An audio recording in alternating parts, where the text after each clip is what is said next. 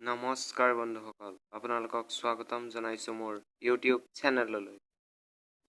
আজিৰ ভিডিঅ'টোত মই আপোনালোকক দশম শ্ৰেণীৰ সমাজ বিজ্ঞান পাঠ্যপুথিৰ ইতিহাস খণ্ডৰ দ্বিতীয় অধ্যায় মহাত্মা গান্ধী আৰু ভাৰতৰ স্বাধীনতা সংগ্ৰাম পাঠটিৰ অনুশীলনীৰ দীঘল উত্তৰ প্ৰশ্নকেইটা এই ভিডিঅ'টিত আপোনালোকৰ লগত আলোচনা কৰিম।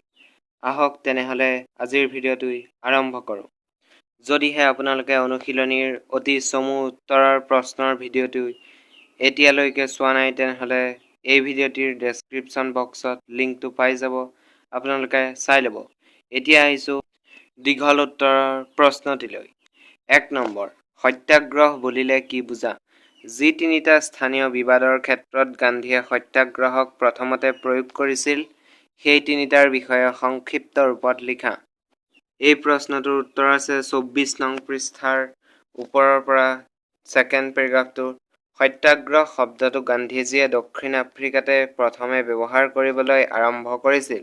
এই সন্ধিযুক্ত শব্দটো সত্য আৰু আগ্ৰহ শব্দ দুটা লগ লাগি সৃষ্টি হৈছে, যাৰ অৰ্থ সত্যৰ প্ৰতি আগ্ৰহ, অৰ্থাৎ সত্যনিষ্ঠ হৈ কাম কৰা। গান্ধীজীৰ মতে সত্যাগ্ৰহ কেৱল একপক্ষীয় প্ৰতিৰোধ নহয়, ইয়াৰ তাৎপৰ্য হ'ল জনতাই গভীৰভাৱে নেৰানেপেৰাকৈ ৰাজনৈতিক কাৰ্যকলাপত আত্মনিয়োগ কৰা। সত্যাগ্ৰহৰ ভিত্তি আছিল অহিংসা। ইয়ালৈকে লিখি আপোনালোকে পেৰাগ্ৰাফ চেঞ্জ কৰি লিখিব লাগিব। তাৰপিছত এটা পেৰাগ্ৰাফ এৰি আপোনালোকে দেখিবলৈ পাইছে চম্পাৰণত তেওঁ ভূস্বামীসকলৰ বিপক্ষে সাধাৰণ কৃষকসকলক নেতৃত্ব কৰিছিল। এইটো হ'ব ১ নম্বৰ পইণ্ট। এতিয়া আহিছোঁ ২ নম্বৰ। খেৰাত কৃষকসকলৰ খেতি নষ্ট হোৱাৰ পিছতো চৰকাৰে আৰোপ কৰা অত্যাধিক ৰাজহৰ বিপক্ষে মাত মাতিছিল। এইটো হ'ব ২ নম্বৰ। এতিয়া আহিছোঁ ৩ নম্বৰ। আহমেদাবাদত বঞ্চিত মিল শ্ৰমিকসকলৰ হৈ মিল মালিকসকলৰ বিপক্ষে থিয় দিছিল। এই তিনিটা পইণ্ট আপোনালোকে লিখি দিলে এই প্ৰশ্নটোৰ উত্তৰ সম্পূৰ্ণ হৈ যাব।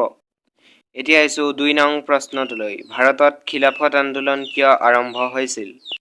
এই প্ৰশ্নটোৰ উত্তৰ আছে ২৬ নং পৃষ্ঠাৰ ওপৰৰ ফালে দেখিবলৈ পাইছে খিলাফত আন্দোলন। ইয়াৰে আপোনালোকে প্ৰথম বিশ্বযুদ্ধত তুৰ্কীসকলৰ পৰাজয়ৰ ফলস্বৰূপে ইয়াৰ পৰা আপোনালোকে লিখিব লাগিব। একেবাৰে পেৰাগ্ৰাফটোৰ শেষলৈকে দেখিবলৈ পাইছে নিয়াইছিল, অৰ্থাৎ বাধ্য কৰিব পাৰিব বুলি পতিয়ন নিয়াইছিল। এই গোটেই পেৰাগ্ৰাফটো আপোনালোকে এই প্ৰশ্নটোৰ উত্তৰত লিখিব লাগিব। এতিয়া আহিছোঁ ৩ নং প্ৰশ্নটোলৈ। ১৯২০ চনৰ পৰা ২২ চনত গান্ধীজীয়ে কিয় অসহযোগ আন্দোলন আৰম্ভ কৰিছিল? ইয়াৰ কাৰ্যসূচী কি আছিল? গান্ধীজীয়ে কিয় এই আন্দোলন বন্ধ কৰিছিল? এই প্ৰশ্নটোত আপোনালোকে তিনিটা প্ৰশ্ন সংযুক্ত হৈ আছে, সেয়েহে পেৰাগ্ৰাফ চেঞ্জ কৰি কৰি এই প্ৰশ্নকেইটাৰ উত্তৰ দিব লাগিব। প্ৰথমটো আছে ১৯২০ চনৰ পৰা ২২ চনত গান্ধীজীয়ে কিয় অসহযোগ আন্দোলন আৰম্ভ কৰিছিল? এই প্ৰশ্নটোৰ উত্তৰ আছে ২৬ নং পৃষ্ঠাৰ একেবাৰে তলৰ পিনে দেখিবলৈ পাইছে অসহযোগ আন্দোলন ১৯২০ৰ পৰা ২২ চনলৈ। ইয়াৰে প্ৰথমৰ পৰা আপোনালোকে লিখিব লাগিব ভাৰতৰ স্বাধীনতা সংগ্ৰামৰ ইতিহাসত। ইয়াৰ পৰা লিখিব লাগিব একেবাৰে ২৭ নং পৃষ্ঠাৰ দেখিবলৈ পাইছে ব্ৰিটিছৰ অৰ্থনৈতিক আৰু ৰাজনৈতিক ক্ষমতাৰ ওপৰত প্ৰত্যাহ্বানৰ সৃষ্টি কৰিছিল। ইয়ালৈকে এটা পেৰাগ্ৰাফত আপোনালোকে লিখিব লাগিব। তাৰে ভিতৰত আপোনালোকে সুমুৱাব লাগিব ইয়াৰ কিছুমান উল্লেখযোগ্য কাৰক আছিল। ১ নম্বৰ আছে, ২ নম্বৰ, ৩ নম্বৰ, ৪ নম্বৰ, ৫ নম্বৰ। ইয়াৰ ৫টা কাৰকো আছে। সেইকেইটা আপোনালোকে প্ৰশ্নটোত ভালদৰে লিখিব লাগিব। তাৰ পিছৰ প্ৰশ্নটো আছিলে ইয়াৰ কাৰ্যসূচী কি আছিল? এতিয়া আপোনালোকে পেৰাগ্ৰাফ চেঞ্জ কৰি লিখিব লাগিব ২৭ নং পৃষ্ঠাৰ একেবাৰে তলৰ পেৰাগ্ৰাফটো। অসহযোগ আন্দোলনে মানুহৰ আৱেগক উজ্জীৱিত কৰি তুলিছিল। ইয়াৰ পৰা আপোনালোকে একেবাৰে প্ৰায় গোটেই দেশখনেই ভ্ৰমণ কৰিছিল। এই পেৰাগ্ৰাফটো আপোনালোকে ইয়াত থকাৰ দৰে পেৰাগ্ৰাফ চেঞ্জ কৰি লিখিব লাগিব। ইয়াৰ পাছৰ প্ৰশ্ন গান্ধীজীয়ে কিয় এই আন্দোলন বন্ধ কৰিছিল? পুনৰবাৰ আপোনালোকে পেৰাগ্ৰাফ চেঞ্জ কৰি লিখিব লাগিব ২৮ নং পৃষ্ঠাৰ দেখিবলৈ পাইছে অসহযোগ আন্দোলনৰ সামৰণি। ইয়াৰে আছে ১৯২২ চনৰ ৫ ফেব্ৰুৱাৰী তাৰিখে। ইয়াৰ পৰা আপোনালোকে লিখিব লাগিব ৩ সপ্তাহৰ অনশনত বহিছিল। ইয়ালৈকে পেৰাগ্ৰাফ চেঞ্জ কৰি লিখি দিলে এই গোটেই প্ৰশ্নটোৰ উত্তৰ সম্পূৰ্ণ হৈ যাব। এতিয়া আহিছোঁ 4 নং প্ৰশ্নটোলৈ। আইন অমান্য আন্দোলনৰ মূল লক্ষ্য কি আছিল? এই আন্দোলনৰ মূল বৈশিষ্ট্য কি আছিল? ইয়াতো আপোনালোকক দুটা প্ৰশ্ন সংযুক্ত হৈ আছে। ইয়াৰে প্ৰথমটো আছে আইন অমান্য আন্দোলনৰ মূল লক্ষ্য কি আছিল? এই প্ৰশ্নটোৰ উত্তৰত আপোনালোকে লিখিব লাগিব 29 নং পৃষ্ঠাৰ একেবাৰে তলৰ পিনে দেখিবলৈ পাইছে আইন অমান্য আন্দোলন 1930 চনৰ পৰা 34 চনলৈ। ইয়াৰ আছে আইন অমান্য আন্দোলনৰ অন্যতম প্ৰধান কাৰণ আছিল ব্ৰিটিছ চৰকাৰৰ দ্বাৰা চাইমন কমিশ্যন গঠন। এই কমিশ্যনত অকল ব্ৰিটিছ সংসদৰ সদস্যকহে অন্তৰ্ভুক্ত কৰা হৈছিল। ইয়ালৈকে লিখিব লাগিব। লগতে আপোনালোকে লিখিব লাগিব কিছু তললৈ আছে দেখিবলৈ পাইছে 1928 চনত কলিকতাত বহা কংগ্ৰেছৰ অধিৱেশনত ব্ৰিটিছ চৰকাৰক এই সকিয়নি দিয়া হৈছিল যে যদি ভাৰতক ডমিনিয়ন ব্যৱস্থা প্ৰদান কৰা নহয় তেন্তে আইন অমান্য আন্দোলন গঢ়ি তোলা হ'ব। ইয়ালৈকে আপোনালোকে এটা পেৰাগ্ৰাফতে লিখিব লাগিব। ইয়াৰ পাছৰ প্ৰশ্নটো আছে এই আন্দোলনৰ মূল বৈশিষ্ট্য কি আছিল? এই প্ৰশ্নটোৰ উত্তৰত আপোনালোকে পেৰাগ্ৰাফ চেঞ্জ কৰি পইণ্ট ৱাইজ কেইটামান পইণ্ট মই এতিয়া দেখাই দিম, সেইকেইটা লিখিব লাগিব। সেইকেইটা হৈছে 1 নম্বৰ, এই আন্দোলন সৰ্বত্ৰে বিয়পি পৰিছিল আৰু দেশৰ অন্যান্য প্ৰান্ততো লোন আইনক প্ৰত্যাহ্বান জনোৱা হৈছিল। 1 নম্বৰ। 2 নম্বৰ পইণ্ট, উত্তৰ পশ্চিম সীমান্ত প্ৰদেশত খান আব্দুল গফুৰ খান সীমান্ত গান্ধী নামেৰে পৰিচিতৰ নেতৃত্বত ৰেড চাৰ্জ হিচাপে জনপ্ৰিয় খুদাই খিদমতগাৰ্ছ সকলে আন্দোলনটো চলাই নিছিল। 2 নম্বৰ। 3 নম্বৰ, এই আন্দোলনত গান্ধীজীৰ লগতে হাজাৰ হাজাৰ স্বাধীনতা প্ৰেমী পুৰুষ মহিলা আৰু ল'ৰা ছোৱালীয়ে গ্ৰেপ্তাৰ বৰণ কৰিছিল। 4 নম্বৰ, আইন অমান্য আন্দোলন চলি থকাৰ বাবে লণ্ডনত অনুষ্ঠিত হোৱা প্ৰথমখন ঘূৰণীয়া মেজমেল কংগ্ৰেছে বৰ্জন কৰিছিল। ইয়ালৈকে লিখিলে এই প্ৰশ্নটোৰ উত্তৰ সম্পূৰ্ণ হৈ যাব। এতিয়া আহিছোঁ 5 নং প্ৰশ্নটোলৈ। কি পৰিস্থিতিত ভাৰত ত্যাগ আন্দোলনৰ সূচনা হৈছিল? এই প্ৰশ্নটোৰ উত্তৰ আছে 34 নং পৃষ্ঠাৰ একেবাৰে ওপৰ পিনে দেখিবলৈ পাইছে।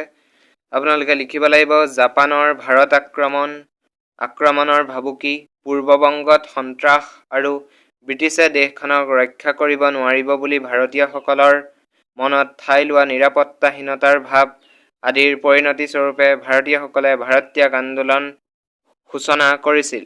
পুনৰবাৰ কৈ দিছোঁ, জাপানৰ ভাৰত আক্ৰমণৰ ভাবুকি, পূৰ্ববংগত সন্ত্ৰাস আৰু ব্ৰিটিছে দেশখনক ৰক্ষা কৰিব নোৱাৰিব বুলি ভাৰতীয়সকলৰ মনত ঠাই লোৱা নিৰাপত্তাহীনতাৰ ভাৱৰ পৰিণতি স্বৰূপে ভাৰত ত্যাগ আন্দোলনৰ সূচনা হৈছিল। এতিয়া আহিলোঁ 6 নং প্ৰশ্নটোলৈ। ভাৰতীয় জাতীয় সেনাবাহিনীৰ বিষয়ে এটা চমু টোকা লিখা। এই প্ৰশ্নটোৰ উত্তৰ আছে 35 নং পৃষ্ঠাৰ দেখিবলৈ পাইছে ভাৰতীয় জাতীয় সেনাবাহিনী। ইয়াৰে প্ৰথম লাইনটো কিছু লিখিব লাগিব যে 1942 চনৰ ভাৰত ত্যাগ আন্দোলনৰ কঠোৰ হাতেৰে দমন কৰাৰ পিছত 1945 চনত দ্বিতীয় বিশ্বযুদ্ধৰ সামৰণি পৰাৰ সময়লৈকে দেশৰ ভিতৰত কোনো ৰাজনৈতিক কাৰ্যকলাপ, ইয়াৰ পৰা আপোনালোকে একেবাৰে লিখিব লাগিব 36 নং পৃষ্ঠাৰ ওপৰৰ পৰা 3 নম্বৰ পেৰাগ্ৰাফটো দেখিবলৈ পাইছে আত্মসমৰ্পণে ভাৰতীয় জাতীয় সৈন্য বাহিনীকো আত্মসমৰ্পণ কৰিবলৈ বাধ্য কৰে। ইয়ালৈকে ইয়াৰ ভিতৰত কিছু বিশেষ কথা আপোনালোকে লিখিলে সম্পূৰ্ণকৈ নিলিখিলেও এই প্ৰশ্নটোৰ উত্তৰ সম্পূৰ্ণ হৈ যাব। বন্ধুসকল, আজিৰ ভিডিঅ'টিত মই আপোনালোকক দশম শ্ৰেণীৰ সমাজ বিজ্ঞান পাঠ্যপুথিৰ ইতিহাস খণ্ডৰ 2য় অধ্যায় মহাত্মা গান্ধী আৰু ভাৰতৰ স্বাধীনতা সংগ্ৰাম পাঠটিৰ অনুশীলনীৰ দীঘল উত্তৰ প্ৰশ্ন 1ৰ পৰা 6লৈকে এই ভিডিঅ'টোত আপোনালোকক দেখাই দিছোঁ। যদিহে আপোনালোকে এই ভিডিঅ'টি ভাল পালে তেনেহ'লে লাইক কৰিব, কিবা বুজি নাপালে কমেণ্ট কৰিব, নিজৰ বন্ধুবৰ্গৰ লগত শ্বেয়াৰ কৰিব আৰু যদিহে চেনেলটো নতুনকৈ আহিছে তেনেহ'লে চেনেলটো ছাবস্ক্ৰাইব কৰি ল'ব। আৰু যদিহে আপোনালোকে মোৰ ইয়াৰ আগৰ ভিডিঅ'টো অনুশীলনীৰ অতি চমু উত্তৰৰ প্ৰশ্ন 1ৰ পৰা 15 নং প্ৰশ্নটোলৈকে যদি ভিডিঅ'টো চোৱা নাই তেনেহ'লে মই এই ভিডিঅ'টোৰ ডেছক্ৰিপশ্যন বক্সত লিংকটো দি ল'ম, আপোনালোকে চাই ল'ব।